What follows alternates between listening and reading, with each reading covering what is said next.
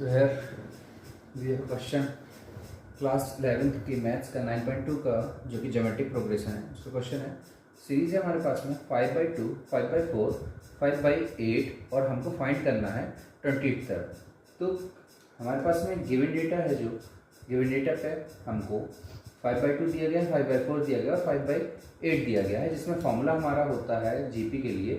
For GP formula हमारा होता है A20 = A × R⁻19। अब यहाँ पर R की वैल्यू, R मतलब कि क्या है, कॉमन रेशियो। R = होता है हमारा A2/A1। A2 है हमारा 5/4 और A1 है हमारा 5/2, यानी कि हम इसको कर सकते हैं 5/4 × 2/5। इससे ये कैंसिल हो जाएगा, 2/4 यानी हमारा आ जाएगा R की वैल्यू 1/2। तो R की वैल्यू 1/2 आ गई। इस पर वैल्यू पे पुट कर दें और A की वैल्यू हमारे पास में गिवन है। A की वैल्यू क्या है, गिवन 5/2। वैल्यू A20 = निकालना है, पता कर लेते हैं। A20 = A × R⁻19 है। क्यों? क्योंकि फॉर्मूला होता है AN = GP में A × R⁻n-1। ओके, ये हमारा फॉर्मूला होता है। तो A20 = A की वैल्यू हमारी 5/2 एंड R की वैल्यू हमने यहाँ पे निकाली 1/2⁻19। ये हमारा R आ गया। अब हम इसको क्या लिख सकते हैं, 5 × 2 × 1/2⁻19 लिख सकते हैं। इसको हम और सॉल्व करना चाहें तो और लिख सकते हैं 5/2⁻20।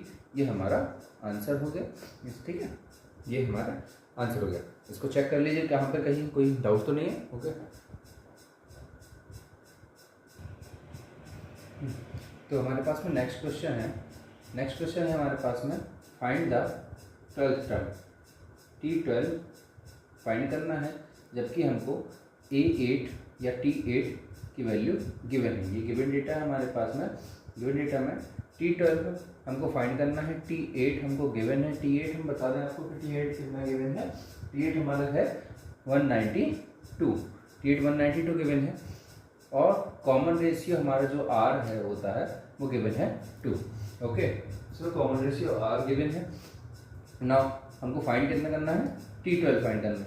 T8 = 192 एंड अगर हम इसको GP के फॉर्म में T8 को लिखें या A8 को लिखें तो टर्म ऑफ 8 यानी कि A × R⁻7। A × R⁻7 = 192 और A की वैल्यू हमको पता नहीं है, R की वैल्यू पता है। R की वैल्यू होता है 2⁻7 = 192।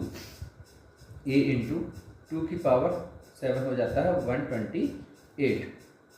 192 A की वैल्यू कितनी हो जाएगी, 192 / 128। ओके, तो A की वैल्यू 192 / 128 हो गई 190। और इसको सिंप्लीफाई करेंगे तो A की वैल्यू आ जाएगी हमारी 3/2। ओके, तो 3/2 हमारी ये A की वैल्यू आ गई।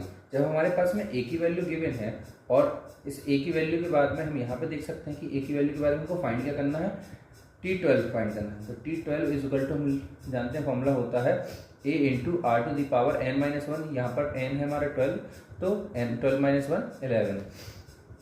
A की वैल्यू हमने अभी फाइंड की 3/2 इंटू R की वैल्यू है हमारी यहाँ पर 2⁻11।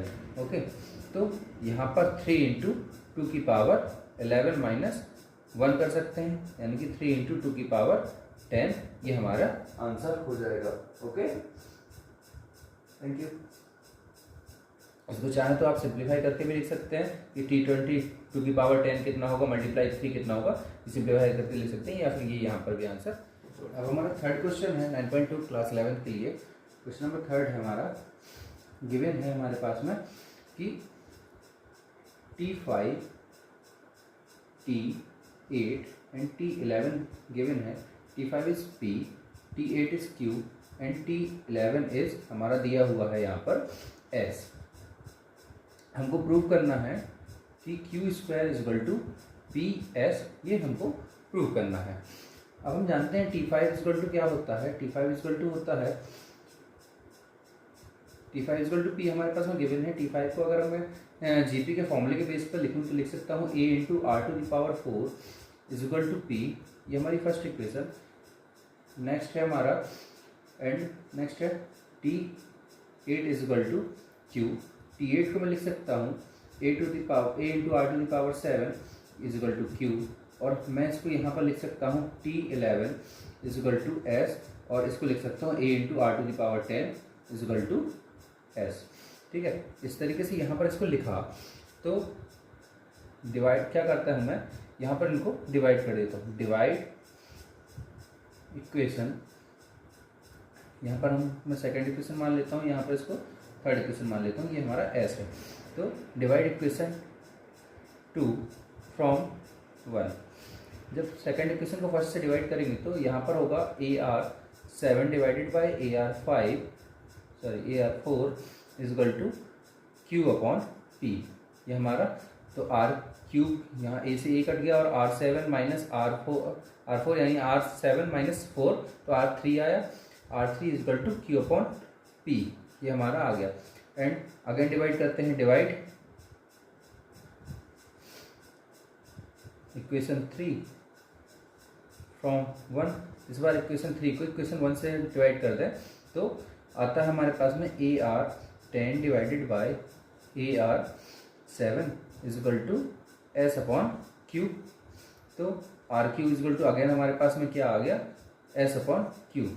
अब हम इसको क्या कर सकते हैं, इसको चाहें तो इसको हम इक्वेट कर सकते हैं। यहाँ पर इक्वेट करेंगे तो जब आर क्यू की वैल्यू यहाँ पर भी मिल रही है हमको एस अपॉन क्यू, और आर क्यू की वैल्यू यहाँ पर मिल रही है क्यू अपॉन पी, इन दोनों इक्वेशन आर क्यू की वैल्यू जो कि कॉमन रेशियो होता है वो आर की वैल्यू में सेम होनी चाहिए। तो हम इसको इक्वेट कर सकते हैं। तो लिख सकते हैं S upon Q is equal to Q upon